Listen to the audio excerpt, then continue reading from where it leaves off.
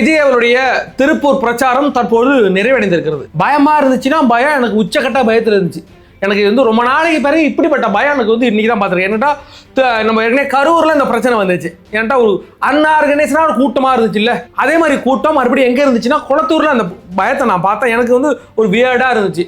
அதை விஜய் அவர்களுமே அங்கே உணர்ந்தார் அப்படிங்கிறது உடனே கிளம்பி போயிட்டார். ஆனால் இன்னைக்கு இந்த கோயம்புத்தூர்லேருந்து வருதுன்னு சரி, இந்த திருப்பூரில் அங்கே நிற்கும் போது விஜய் அவர்களுக்கு எப்படிப்பட்ட பயம் இருந்துச்சுங்கிறத நான் பார்த்தேன். ஆனால் எனக்கு பர்சனலாக என்னால் அந்த லைவ் என்னால் பார்க்க முடியல.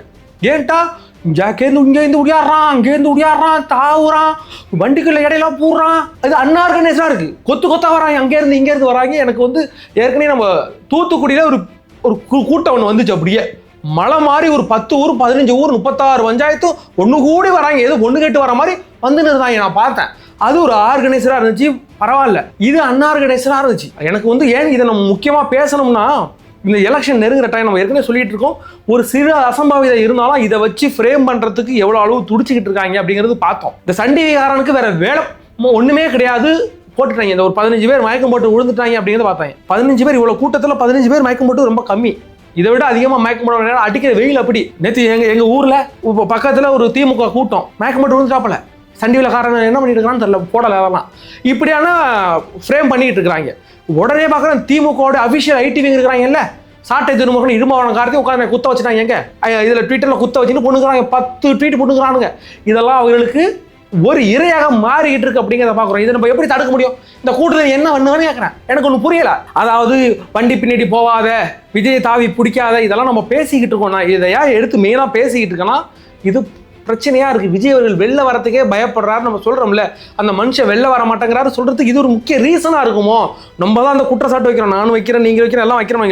ஒரு நேரத்தில் யோசிக்க வேண்டியதாக இருக்கியா? அந்த மனுஷன் ஏதோ கண்டு பயப்படுறாரு. யாரை கண்டு பயப்படுறாரு? யாருக்கு எதுவும் ஆயிடக்கூடாதுன்னு பயப்படுறாரு எனக்கு தோணுது. அதன் விளைவாக தான் இன்னைக்கு இப்படிப்பட்ட கூட்டத்தை பார்க்க எனக்கு மற்ற நாள் கூட்டத்தை பார்த்தா சந்தோஷமா இருக்கும்யா. இன்னைக்கு இந்த கூட்டத்தை பார்த்தா எனக்கு ரொம்ப பயமா இருந்துச்சு. எதுவும் ஆயிடுமோ அப்படிங்கிற மாதிரி. அந்த மனுஷனுக்கும் வந்து வரும்போதுலேருந்து அவருக்கு கொஞ்சம் ஃபீல் ஆயிட்டு, ஆள் கொஞ்சம் சென்ஸ் பண்ணிக்கிறாப்புல. இன்னைக்கு ஏதோ கொஞ்சம் ஒரு வியடா இருக்குது, சரியில்லைங்கிற மாதிரியே ஃபீல் பண்ணி வந்து அப்பலன்னு வச்சுக்கலாம். அவர் வரும்போது ஆள் முகத்தில் செண்டிப்பே இல்லை, ஆள் டல்லாகிறாப்பல. ஏன்ட்டா வரும்போது லாஸ்ட் வாட்டி வரும்போது எம்மா ஜாலியாக இருந்தாப்பல, தூக்கி வீசுறது, பூ தூக்கி வீசுறதுன்னு ஒரே மஜாலாக இருந்தாப்புல. இன்றைக்கி ஒரு கட்டத்துக்கு மேலே ஆள் கொஞ்சம் டக்குன்னு டல் ஆகிட்டாப்புல. ஏதோ பிரச்சனையாக இருக்குது இந்த ஊர். எனக்கிட்டா கொங்கு பெல்ட்டு நான் சாதாரணமாக நினச்சிட்டு இருந்தேன். இந்த கொங்கு பெல்ட்டுக்காரன் இந்த அவார்டு போட்டு நான் சத்தியமாக எதிர்பார்க்கவே இல்லை. அந்த அவார்டு படுத்தி விட்டாங்க. தலைவர் விஜய் அவர்கள் வந்தார். அப்புறம் அதுக்கு பிறகு அங்கே நிற்கும் போதும் ஆள் கொஞ்சம் டென்ஷனாகி தான் பேசினாப்புல. அவர் என்ன கூட்டத்தில் ஏறி நிற்கும் போது எல்லாரும் கொஞ்சம் முன்னாடி போங்க, யாரும் கிட்ட வராதிங்கன்னு டென்ஷனாக கத்திட்டாப்புல. யாரும் கிட்ட வராதிங்க அப்படின்னு சொல்லும் போது அந்த மனுஷன் பேசும்போது அவருக்கு வந்து ஒரு படபடப்பு இருந்தால் பார்க்குறேன். அவருக்கு வந்து அந்த கரூர் சம்பவத்துக்கு பிறகு 41 உயிர் அங்கே நான் பறி கொடுத்தோம்ல, அந்த மனுஷனுக்கு தெரியும்ல, அங்கே நின்று பேசும்போது தான் அவ்வளோ உயிர் அங்கே போணுச்சு, இவ்வளோ ஒரு ஃப்ரேம் ஆணுச்சு. அதுலேருந்து அந்த மனுஷன் வெளில வந்தது அப்படிங்கிறதே சாதாரண விஷயம் கிடையாது. அதுலேருந்து வெளில வரும். இன்றைக்கி அந்த பயம் அவருக்கு தெரிஞ்சுது. அதனால் ஆள் வந்து சரியில்லை. ஆள் ஃபேஸே டல்லாச்சு. எப்படியாச்சும் பேசிட்டு இங்கேருந்து போயிடும்டா சாமி, எப்பா போதும்டாங்கிற லெவலுக்கு கொண்டு வந்துட்டாப்புல. அதுக்கு பேர் பேசி முடிச்சது பிறகு அப்புறம் ஒரு ஆள் கொஞ்சம் பெட்டராக ஃபீல் பண்ணாப்பல. அதுக்கு பிறகு தான் இந்த பாய் விட்டு புள்ள கணக்காக தலையில் குள்ளாலாம் வச்சுட்டு அதுக்கு பேர் வேலு கொடுத்து விட்டு அதெல்லாம் கேட்டு ஆள் கொஞ்சம் சரியாயிட்டு அப்புறம் ஆள் கிளம்பிட்டாப்பல. அப்படியாக இன்னைக்கு இந்த கூட்டம் நம்மளே ஒரு பயமூர்த்தி அடிச்சு விட்டு சொல்ல போனால் எனக்கு வந்து உயிரே இல்லை. எதுவும் ஆயிடுமோன்ற ஒரு படபடப்பு இருந்துகிட்டே இருக்கு. நான் ஏன் சொல்றேன்னா, எனக்கு வந்து விஜய் அவர்களை உங்களுக்குலாம் பிடிக்கும். இப்போ என்னை விட உங்களுக்கு ரொம்ப பிடிக்கும் வச்சுங்களேன். இப்போ இந்த தலைமை அரசியலுக்கு வந்த பிறகு அந்த ஆள் மேலே எனக்கு ரொம்ப லவ் ஆயிடுச்சுன்னு வச்சுங்களேன். எனக்கு பிடிச்சிக்குது. இப்போ வந்து எல்லா விஜய் ஃபோட்டோவை பார்க்கும்போது எனக்கு விஜயை பார்க்கும்போது சரி, விஜயோட ஃபோட்டோ பார்க்கும்போது எனக்கு வந்து ஒரு சூப்பராக இருக்கும், நல்லா இருக்கும். நிறைய விஜய் ஃபோட்டோ என்னோட கலெக்ஷன் இப்போ தான் வந்திருக்கு. முன்னாடிலாம் நான் விஜய் ஃபோட்டோலாம் வச்சுக்கிட்டே கிடையாங்களேன். இப்போ நிறைய கலெக்ஷன் வந்திருக்கு. ஆனால் அந்த 2 ஃபோட்டோ மட்டும் நான் பார்க்க விடக்கூடாது. எங்கேயாச்சும் சோஷியல் மீடியாவில் பார்த்தாலும் நான் தள்ளி விட்டுருவேன். இல்லைனா என் மொபைலில் கூட அந்த ஃபோட்டோ கிடையாது. அந்த ஃபோட்டோ பார்த்தா எனக்கு வியர்டாக இருக்கும். எனக்கு மனசுக்குள்ளே ஊற்றிக்கிட்டே இருக்குது. எனக்கு ஒரே ஒரு ஆசை தான், தலைவர் விஜய் அவர்கள் முதல்ல சிஎம்மாக பதவி ஏற்ற பிறகு அந்த ஃபோட்டோ இருக்கும்ல, அந்த ஃபோட்டோவை கீழே போட்டு நான் பயந்துக்கிட்டு இருக்கிற அந்த ஃபோட்டோக்களை நான் பார்க்கவே விரும்பாத 2 ஃபோட்டோக்கள் அந்த ஃபோட்டோ மேலே போட்டு எங்கள் வீட்டில் ஃப்ரேம் போட்டு நான் மாட்டணும். அது ஒரு நாள் நடக்கும். அப்படிப்பட்ட சூழ்நிலைகளெல்லாம் விஜய் அவர்கள் கடந்து வந்திருக்கிறார்ல. இன்னைக்கு இந்த கூட்டம் செமையான கூட்டம், ஒரு தலைவனுக்கு வரலாற்றில் கூடாத கூட்டம். எனக்கு தெரிஞ்சு எம்ஜிஆர்லாம் இந்த அளவுக்கு கூட்டம் கூட்டிருக்குமான்னு எனக்கு தெரியல. நான் வந்து அந்த காலத்தில் இல்லை. ஆனால் ரியல் டைமில் பார்க்குறேன் இப்படி ஒரு ஆறு பறிக்கிற கூட்டம் குடும்பம் குட்டியோட வந்து போயிட்டு இருக்க நான் பார்க்கும்போது ஆச்சரியமாக இருந்தாலும் ஒரு சின்ன நெருடல் பயம் இருந்துகிட்டே இருக்கு. எதுக்குன்னா அந்த பார்க்க வர மக்களுக்கும் ஒன்றும் ஆகிடக்கூடாது, தலைவர் விஜய்க்கும் எதுவும் ஆகிடக்கூடாது, அதனால் அந்த டிவிக்கு கட்சிக்கும் எதுவும் ஆகிடக்கூடாது அப்படிங்கிறத பார்க்குறோம். சரி, நடந்துட்டு போகுது. இதை நம்ம அவங்க எல்லாம் போயிட்டு நான் என்ன சொல்கிறதுன்னு தெரில. அவனை பார்க்க வரான்னு சொல்ல முடியுமா? இந்த இடத்துல நான் இருக்கிறேன், இந்த ரோட்டு வழியாக தலைவன் போகிறாப்பலனா நான் போய் நின்று பார்க்க மாட்டேனா? இது எல்லாருக்கும் சாதாரண உள்ள ஒரு ஃபீலிங். அதை போயிட்டு என்னால் தடுக்க முடியல. நீ பண்ணுறது தப்பு, என்கிட்ட ஏறி தவி பிடிக்கிறது வேணா அதெல்லாம் பண்ணாமல் இருக்கலாம், ஒரு கண்ட்ரோலாக இருக்கலாம். ஆனால் ஆள் போயிட்டு இருக்கும்போது அவர் பின்னாடி ஓடி பார்க்கணும்னு எல்லாருக்கும் ஆசை இருக்கு. உங்களுக்கு ஆசை இருக்காதா? இப்போ எனக்கு ஆசை இருக்காதா? எல்லாருக்கும் ஆசை இருக்குல்ல. அது எல்லாரும் போகும்போது அந்த ஆசையில் எல்லாம் ஓடி பிடிக்கிறாங்க. அதை அந்த மக்களையும் குறை சொல்ல முடியாது, தலைவர் விஜய் அவர்களையும் குறை சொல்ல முடியாது, யாரையுமே குறை சொல்ல முடியாது. இதுக்கு குறை சொல்றது திமுக தான் குறை சொல்லணும். இதனடா புதுசா இருக்கு, அங்க கூட்டம் கொடுத்ததுக்கு திமுக குறை சொல்றேன்னு கேட்டா அந்த மனுஷன் இந்த அரசியலுக்கு வருவதற்கு மிக முக்கிய காரணம் திமுக. இவ்வளவு கேவலமான ஆட்சி நடத்தத்தொட்டு தான் புதுசா ஒருத்தர் நம்மளை காப்பாற்ற மாட்டானான்னு இன்னைக்கு அந்த மனுஷன் வரும், இவ்வளவு கூட்டம் கூடுது. இதுக்கு காரணம் திமுக மேல பழிய போட்டு தலைவர் விஜய் அவர்கள் என்னென்ன பேசினார்கள் பார்க்க போறோம். வாங்க வீடியோக்குள்ள போலாம். நான் உங்கள் ஏன் தாத்தா.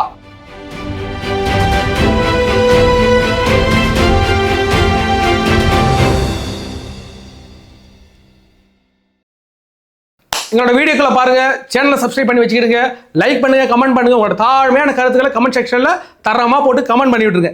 சரி, விஜய் அவர்கள் இன்னைக்கு பேசின பேச்சை பார்த்தோம். அதற்கு முன்னாடி மிக முக்கியமான ஒன்று பார்க்கணும். எல்லாரும் ஓட்டு போடுங்க. எல்லாரும் ஏன் ஓட்டு போடணும்? எல்லாரும் கொண்ட ஓட்டு போட வச்சிருக்கேன். வர 23ஆம் தேதி, ஏப்ரல் 23ஆம் தேதி எல்லாரும் ஓட்டு போடணும் அப்படிங்கிறது மிக முக்கிய காரணம். என்னன்னா, இதுக்கு முன்னாடி நான் சொன்ன கிடையாது, ஓட்டு போடு போகாம போ, இந்த நாடு இருக்கிற லட்சத்தை நீ ஓட்டு போட்டானா போடாமல் இருந்தான்னா இதெல்லாம் ஜனநாயக கடமை நொட்டிக்கிட்டு இருப்பாங்க, அதெல்லாம் உன் விருப்பம் அப்படின்ட்டு நான் போயிட்டேன். இல்லை நோட்டில் கொண்டு போட்டு போ. நிறைய பேர் சொல்லி ஓட்டு போட்டே அவனுங்க, ஜனநாயக கடமைங்க.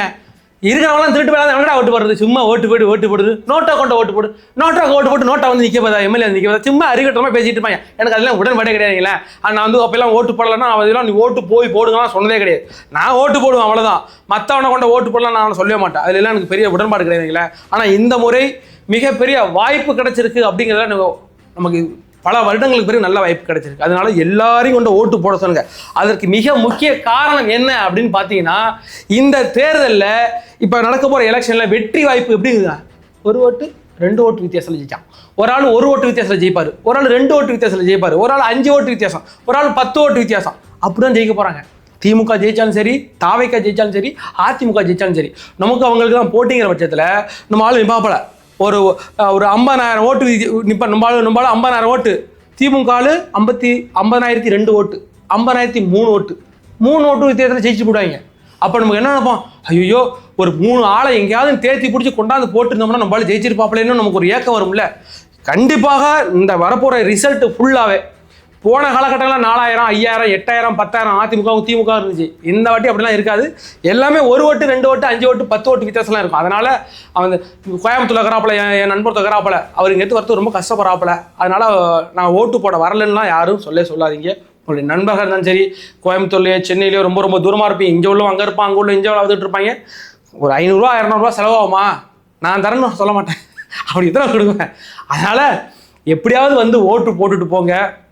நாளை பின்ன அந்த ஒரு ஓட்டு வித்தியாசத்தில் நம்மளால தோத்துக்கிட்டானுங்களே, 5 வருஷம் உங்கள் தொகுதி நாசமாக போயிடும். இன்றைக்கி அந்த 500 செலவு பண்ணி வந்தீங்கன்னா ஓட்டு போட்டுட்டு போனீங்கன்னா உங்கள் தொகுதி நல்லா இருக்கும். எல்லாரும் எந்த இடத்துல இருந்தாலும் தாவேக்காக ஓட்டு போகிறத மறந்துடாதீங்க. நான் பல காலமாக சொல்லிட்டு இருக்கிறேன், தலைவர் விஜய் அவர்கள் அறிவிக்க போகிற அந்த தேர்தல் அறிவிப்புகள், வாக்குறுதிகள் ஒட்டுமொத்த தமிழகத்தையுமே உழுக்குண்டான்னு சொல்லிக்கிட்டே இருந்தேன்னா அதுக்கு ஒரு காரணம் இருக்கு. ஏன்னு கேட்டீங்கன்னா, தற்போது திமுகவும் அதிமுகவும் வாக்குறுதி கொடுக்கறதுல தோத்து போயிட்டாங்க. போன காலகட்டங்களில் திமுக கொடுத்த வாக்குறுதிகள் இருக்குல்ல, அது ஒரு பிரமிப்பா இருந்துச்சு. அந்த வாக்குறுதிகளே பல ஓட்டுகளை கொடுத்துச்சு. நகை கடன் தள்ளுபடி பண்றாங்க, மாணவர்களுக்கு கல்வி கடன் ரத்து பண்றாங்க, அப்புறம் தாலிக்கு தங்கனாங்க, அதுனாங்க இதுனாங்க, லேப்டாப்னாங்க, ஒரு இழவு கொடுக்கல. அது அடுத்த மேட்ரு. ஆனா சொல்லி ஓட்டு வாங்கினாங்களா இல்லையா? அதை இந்த வாட்டி செய்யல. திமுக என்னென்ன தேர்தல் வாக்குறுதி கொடுத்ததுங்கிறது பல பேருக்கு மறந்து போச்சு. எனக்கு ஒரு இழவும் மண்டையில் என்ன வச்சுங்களா, 8,000 கூப்பன். அது எனக்கு எப்படி ஞாபகம் வச்சுங்களா, செந்தில் பாலாஜி இப்பனே கூப்பன் கொடுத்துக்கிறாப்பல, கும்பகோணத்துல கூப்பன் கொடுத்துருக்கேன், இப்போ 8,000 பேர் நீங்க வச்சுடுங்க, ஓட்டு போட்டுருங்க, நீங்க போயிட்டு வாங்கிடுங்க, ஜெயிச்சோன்னு வாங்கிடுங்கன்னு சொல்லியிருக்காங்க. ஏன்னா மானங்கட்டாங்களா? எனக்கு ஆச்சரியமா இருக்கா, எனக்கு ஒன்றும் புரியலடா. அதாவது ஆட்சிக்கு வந்த பிறகு ஒரு டோக்கன் தராங்க, 8,000 ரூபாய்க்கு கூப்பன் தராங்கன்னா அது ஜெயிச்சது பேர் கொடுங்கடா. என்னடா நீங்க, எனக்கு புதுசா இருக்குடா, இப்பயே கொண்டு ஒரு வீட டோக்கன் கொடுக்குறாங்க. எல்லாம் போலி டோக்கன். நீங்கள் ஓட்டு போட்டு தலைவர் ஜெயிச்சோன்னு நேரம் வாங்கிடுவாங்க, எல்லாம் நான் பார்த்துக்காங்க. ஏன்னாங்க செந்தில் பாலாஜி சொல்லியிருக்கிறாப்பட, அப்படியாக இந்த ஒரு திமுகவுடைய இந்த அரசுலாம் இப்படிதான் வாக்குறுதிகள் கொடுத்துருக்காங்க. வாக்குறுதிகள் கொடுக்கறதுல தோத்துடுச்சு இந்த திமுகவும் அதிமுகவும் 2 பேருமே தோத்துட்டாங்க. இந்த நேரத்தை பயன்படுத்தி விஜய் அவர்கள் ரொம்ப பெர்ஃபெக்டா சூப்பரான வாக்குறுதிகளை கொடுக்க போகிறார்னு சொன்னேன். இப்ப பாத்தீங்களா, இவர் கொடுத்த வாக்குறுதிகளில் அரசு ஊழியர்களுக்கு அவங்களுக்கான இந்த வாக்குறுதிகள் ரொம்ப சூப்பரா இருக்கு. ஏன்னு கேட்டா அவங்க மட்டுமே தற்பொழுது ஒரு 12 லட்சம் பேர் நெருங்கி 13 லட்சம் பேர் நெருங்கி வந்திருக்கிறாங்க. அந்த ஓட்டுகள் எல்லாம் தாவேக்காவுக்கு வருவதற்கு இது மிக முக்கியமான பங்கு வகிக்கும். அது இல்லாமல் இந்த காவலர்களுக்கு சொன்னாங்கல்ல, காவலர்களுக்காக அவங்க விஜய் அறிவிச்ச அந்த அறிவிப்புகள் ரொம்ப அருமையாக இருந்துச்சு. அவங்க இதெல்லாம் தேடிட்டு இருக்கிறாங்க. எங்களுக்கு இப்படிப்பட்ட ஒரு வாக்குறுதிகளை கொடுத்து எங்களுக்கு நல்லது செய்கிற ஒரு ஆள் இல்லைன்னு அவங்க ஏங்கிட்டு இருக்காங்க. போலீஸ் இன்னைக்கு கைக்கூலியா மாறிட்டு திமுக கைகூலின்னு சொல்லிட்டு இருக்கோம்ல, அவங்க ஆட்டி வைக்கிறாங்க. Obey the order, that's all. அவங்க யார் என்ன சொன்னாலும் அதை நம்ம ஒபே பண்ணி அதை செஞ்சு முடிக்கணும். இன்னைக்கு நம்ம போயிட்டு நம்ம போலீஸை குறை சொல்லிட்டு இருக்கிறதுல ஒரு பெரிய பலன் இல்லைங்களா. இன்னைக்கு அவர்களுக்கு ஒரு விடிவு காலம் இல்லாமல் இருந்துகிட்டு இருக்காங்க, மாட்டிக்கிட்டாங்க. அந்த நேரத்தில் தான் தற்போது விஜய் அவர்கள் அறிவிச்சிருக்கிற அறிவிப்பாக இருந்தாலும் சரி, அதற்கு பிறகு நெசவாளர்களுக்கு எங்கே போய் இந்த திருப்பூர், கோயம்புத்தூர், இந்த கரூர், இந்த டிஸ்ட்ரிக்ட், இந்த கொங்கு பெல்ட் எல்லாமே இந்த நெசவு தொழில்கள் அதிகமாக உள்ள இடம். அங்கே போயிட்டு அவர்களுக்கு அறிவிச்சதாக இருந்தோம். அது பெரிய அளவில் ஒரு தாவேக்காவுக்கு ஓட்டுகளை கொண்டு வரும். அதற்கு பிறகு விவசாயிகளுக்கு அவர் அறிவிச்சது 2வது வாட்டி அறிவிக்கிறார். ஏற்கனவே தஞ்சாவூரில் ஒரு வாட்டி அறிவிச்சாப்பல, இப்பயும் அறிவிச்சுக்கிறாப்பல. அப்படியாக இன்று விஜய் அவர்கள் கொடுத்த வாக்குறுதிகள் மிக அருமையாக இருந்துச்சு. அதுக்கு பிறகு வர 16ஆம் தேதி ஒரு புக்கே போட போறாப்பல, புக்லெட் ஒன்று வெளியிட போறாப்பல. அது இன்னும் தெரியா இருக்கும், இன்னும் மாசா இருக்கும், இன்னும் டக்கரா இருக்குங்களா. அதை கொண்ட மக்கள்கிட்ட எப்படி சேர்க்க போறோம்? எலெக்ஷனுக்கு நேரம், நாடு கம்மியா இருக்கு தலைவா, என்ன தலைவா பண்றது? அதை பத்தின மிகப்பெரிய ஒரு கன்ஃபியூஷன் இருக்குன்னு.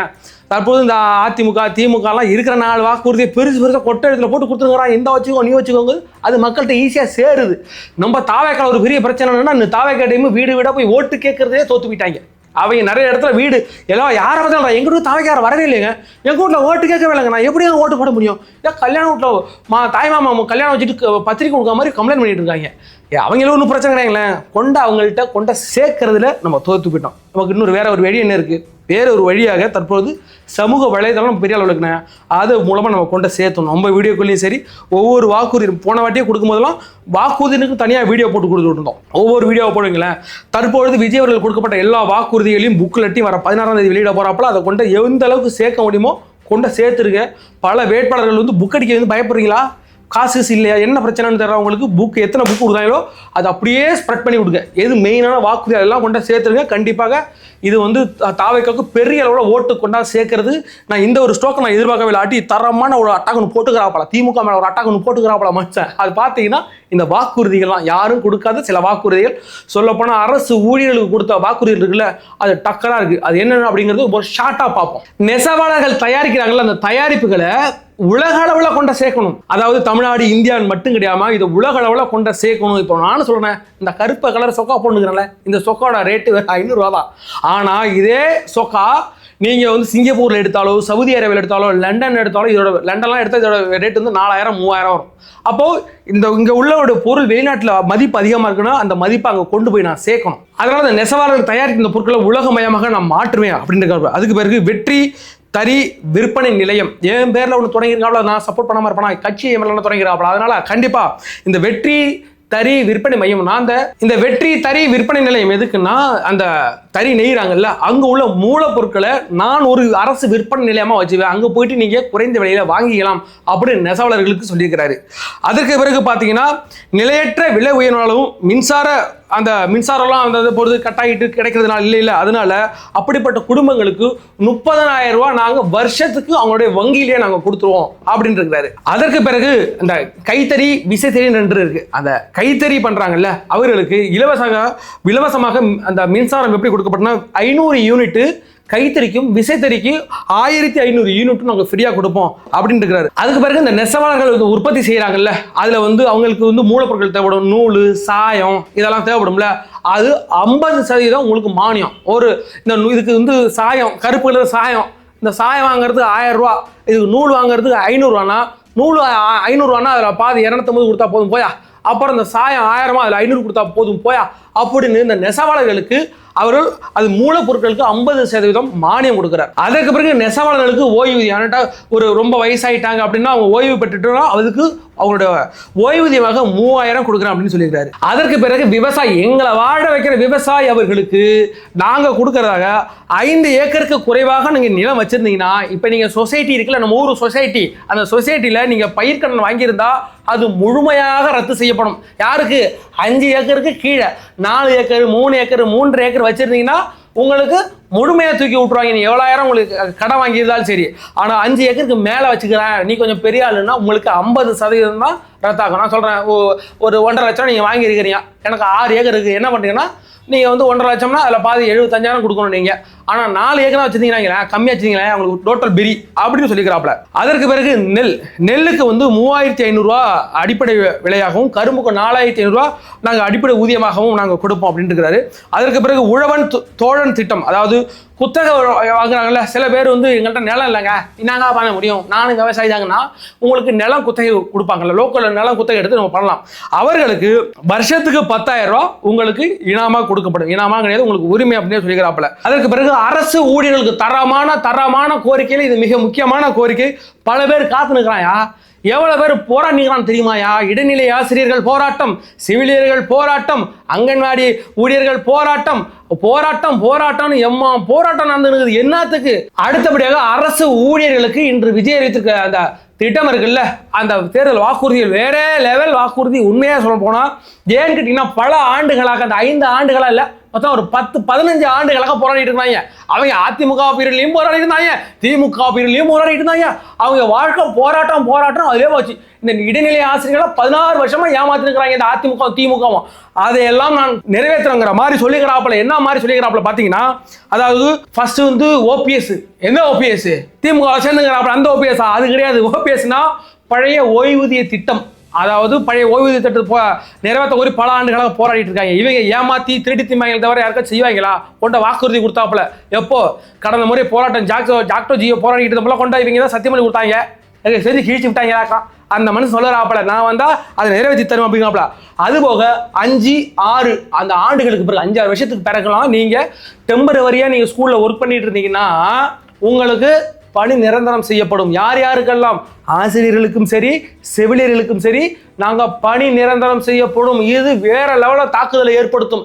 ஏன்னு கேட்டிங்கன்னா, எங்கள் மாமா பையன் ஒருத்தராப்பால சிங்கப்பூரில் இருக்கும்போது உங்களுக்கு வந்து தற்காலிகமாக நாங்கள் வேலை அமைச்சு தரங்க, நாங்கள் வந்து ஒரு 4 வருஷம் 3 வருஷத்துல உங்களுக்கு பணி நிரந்தரம் பண்ணிவிடுறோம். அந்த மனுஷன் அங்கே வேலை பார்த்துக்கிட்டு இருந்த மனுஷன் பிஎஸ்சியா இன்னும் கம்பெனியில் வேலை பார்த்துக்கிட்டாப்பால, அந்த லேசிங்கில் வந்துட்டாப்பால, வந்து இப்போ 8-9 வருஷம் ஆக போகுது. தற்காலிக ஆசிரியராக வேலை பார்த்துக்கிறாப்பால. இது வரைக்கும் பணி நிரந்தரம் இல்லை. வருஷம் திருப்பதி கோயிலுக்கு போவாப்பலையோ இல்லை பழனி கோயிலுக்கு போவாலோ, 6 மாதம் ஒரு வாட்டி சென்னையில் போய் போராடிட்டு வந்துடுவாப்பல. பார்த்தா பாவமாக இருக்கு அந்த மனுஷனை.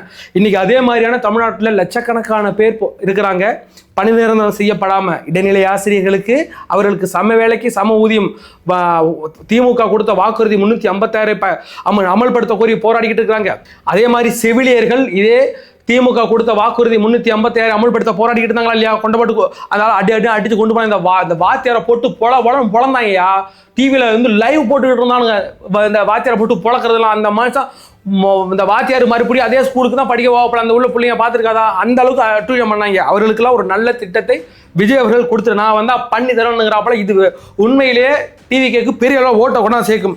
அதற்கு பிறகு இந்த பதவி உயர்வுக்கு பணம் வாங்குறது, நீ இடம் மாத்துறதுக்கு அந்த பணம் வாங்குறது அந்த கதையே ஆகாதுக்கன்னா அந்த கதையெல்லாம் இங்கே ஆகாது. 5 வருஷம் சொல்கிறாப்புல வரையறை நிர்ணயிக்கப்படும். கால வரையறை நிர்ணயிக்கப்படும்னா, இப்போ நான் இருக்கிறேன், நான் இந்த ஊரில் விஏவா இருக்கிறேன், நான் வந்து பணம் கொடுத்து கட்டணும்னா நான் கொண்டு எங்கள் ஊருக்கு மாற்றி விட்டுருவாங்க. ஆனால் இப்போ அப்படி கிடையாது. விஏவா நீ 4 வருஷம் இங்கே வேலை பார்த்தா ஆகணும். அதுக்கு பிறகு உனக்கு ஆட்டோமேட்டிக் 4 வருஷம் முடிச்ச பிறகு நீ சேஞ்ச் பண்ணலாம். அப்படின்னா காசு கொடுக்க தேவையில்லை. அதற்கு பிறகு காவலர், போலீஸ் எங்களை போட்டு போலக்கிறீங்களா? போலீஸ் உங்களுக்காக எங்கள் தலைவர் கொடுத்துக்கிறாப்புல, அருமையான ஒரு திட்டங்கள் கொடுத்துக்கிறாப்புல. அதில் பார்த்தீங்கன்னா உங்களோட அடிப்படை ஊதியம் இப்போ 18,200 தானே, உங்களுக்கு 25,000 நாங்கள் ஏற்றி தரோம் அப்படின்னா இருக்கட்டும். அதுக்கப்புறம் அதிக மன அழுத்தத்தில் இருக்கிற காவல்துறையினர் இருக்கிறாங்கல்ல, அந்த இடங்களில் வேலை செய்வாங்க. திடீர்னு கொண்ட இந்த பிணவரையில் கொண்ட சில காவலர்களை பணியமர்த்தம் செஞ்சிருப்பாங்க. அவங்களுக்கு வந்து பணத்தை பார்த்து டென்ஷனாக இருப்பாங்க. இல்லை ஒரு மன அழுத்தம் ஏற்பட்டிருக்கும். அவங்களுக்குலாம் உங்களுக்கு மாசம் 1000 ரூபாய் உங்களுக்கு எக்ஸஸா கிடைக்கும் அப்படின்னு சொல்லியிருக்கிறார் விஜய் அவர்கள். அது காவலர் நல திட்டத்தின்படி உங்களுக்கு வந்து குறிப்பிட்ட இடங்கள்ல வந்து உங்களுக்கு மருத்துவமனை, இது யாருக்கு பார்த்தா ஒன்லி காவலர்களுக்கு மட்டுமே அங்க வந்து ட்ரீட்மெண்ட் எடுப்பாங்க. அதே மாதிரியான திட்டங்கள் அறிவிச்சிருக்கிறார்கள். அதுக்கு பிறகு உங்களுடைய உடைய வாஷ் பண்ணுவீங்களா, உங்க வாஷிங்க்கு 500 ரூபாய் கொடுத்துக்கிறாங்க, நாங்க வந்து 1000 ரூபாய் கொடுக்கும் அப்படின்னு சொல்லிக்கிறாப்புல. அதற்கு பிறகு பெண் காவலர்களுக்கு உண்மையிலே சொல்ல போனா இது வந்து சல்யூட்டியா, இது என்கிட்ட பெண் காவலர்களுக்கு பாதுகாப்பான ஒரு காவல் அந்த சூழ்நிலை நாங்கள் உருவாக்கி கொடுப்போம். பாதுகாப்பு பணிகள்ல உங்களை அமர்த்த மாட்டோம். எந்த பெண்களும் இரவு நேரங்களில் பாதுகாப்பு பணி அமர்த்தப்பட்டோம் சொன்னதாக இருக்கட்டும். அதற்கு பிறகு உங்களுக்கு கால வேலை செய்றீங்கல்ல, உங்களுக்கு ஒரு டைம் பீரியட். இப்போ ஒரு போலீஸை பார்த்தா பகல்லையும் அங்கேயே கிடப்பாங்க, நைட்லேயும் அங்கே கிடப்பாங்க, குள்ள கூட்டியே பார்க்க மாட்டாங்க. போலீஸ் அந்நேரத்தில் ஃபோன் பண்ணி கூப்பிடாங்க. இப்படிப்பட்ட சூழ்நிலை இருக்குல்ல, உங்களுக்கு கால வரைமுறை செய்யப்படும். அதே மாதிரி சுழற்சி முறையில் ஒரு நாள் உங்களுக்கு லீவு கிடைக்கும் அப்படின்னு சொல்லிக்கிறாப்புல.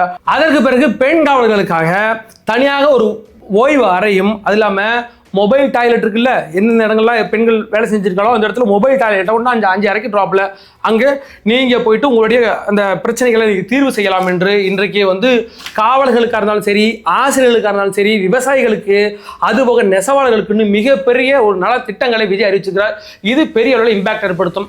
அதே போக விஜய் தரப்போற இன்னும் 2-3 நாளில் கொடுக்க போகிற 16ஆம் தேதி கொடுக்க போகிறாப்புல, அது இதை விட மிகப்பெரிய ஒரு அதிர்வலை ஏற்படுத்தக்கூடிய ஒரு திட்டமாக இருக்கும். இன்றைக்கி கொடுத்துருக்க அந்த அறிவிப்புகள் இருக்குல்ல, இது சாதாரண அறிவிப்பு கிடையாது. அதாவது பயன்பெறவங்களுக்கு தெரியும். இப்போ நமக்கு பெரிய அளவில் இம்பாக்ட் இல்லாமல் வைங்களேன், ஆனால் இதை பயன்பெறவங்களுக்கு பெரிய அளவில் இம்பாக்ட் ஏற்படுத்திருக்கு. இன்றைக்கி விவசாயிகளும் சரி, அரசு ஊழியர்களும் இன்றைக்கி சந்தோஷமாக தூங்குவோம். நம்ம கொண்டு விஜய்க்கு ஓட்டு போடுறோம், நம்ம புள்ள குட்டிலாம் ஓட்டு போட வைக்கிறோம், நம்ம ஜெயிக்கிறோம், விஜய் ஜெயிக்கிறாப்புல நம்ம சந்தோஷமாக இருக்கலாம். ஒரு சந்தோஷத்தில் இன்னைக்கு எல்லாம் தூங்குவாங்க. அப்படிப்பட்ட இன்னைக்கு அறிவிப்பு தான் வந்திருக்கு. தலைவர் விஜய் அவர்கள் இன்னைக்கு வந்தது மிக சிறப்பாக இருந்துச்சு. நீ இந்த கூட்டம் பிரச்சனைலாம் இருக்கும்போது எனக்கு ஒரு மன வருத்தம், ஒரு பயம் இருந்தாலும் சரி, நல்லபடியாக பேசி முடிச்சுட்டு போயிட்டாங்க. அந்த 15 பேருக்கு இது வரைக்கும் எந்த ஒரு பிரச்சனை இல்லை, மயக்கம் போட்டு ஓடுத்தாங்களா, அதுக்கு பிறகு சரியாக இருப்பாங்க. இதற்கு பிறகு வரப்போகிற கூட்டங்கள் இன்னும் கொஞ்சம் நாளையாப்பா, அந்த எலெக்ஷன் வரைக்கும் 7 இருக்கப்பா, பயமாக இருக்குது. ஒவ்வொரு நாளும் வயிற்றுல நெருப்பு கட்டிட்டு உட்காந்துருக்காங்க. இந்த எலெக்ஷன் முடிஞ்சு அப்போ அந்த 23ஆம் தேதி நைட்டு வந்தது பிறகு பெரிய கும்பிட போட்டு சந்தோஷமா இருக்கலாம்யா. அப்படிப்பட்ட சூழ்நிலை தான் இன்னைக்கு இருந்தீங்களேன். சரி, தலைவர் விஜய் அவர்கள் அடுத்த பிரச்சாரம் இப்போ நமக்கு தெரியல, அது வந்தது பிறகு பார்ப்போம். அதில் என்னென்ன திட்டம் கொடுக்க போறாங்க, அதுக்கு பிறகு அவர் 16ஆம் தேதி கொடுக்க போற அந்த புக்லெட், அவருடைய அறிவிப்புகள், அந்த தேர்தல் வாக்குறுதிகளை தமிழ்நாடு முழுக்க கொண்டு சேர்க்க வேண்டியது நம்முடைய கடமை. அதை கொண்டு சேர்க்கணும். சரி, வேற ஒரு வீடியோவில் சந்திப்போம். அதுவரை உங்களிடம் விடைபெறுவது நான் உங்கள் எங்காத்தா.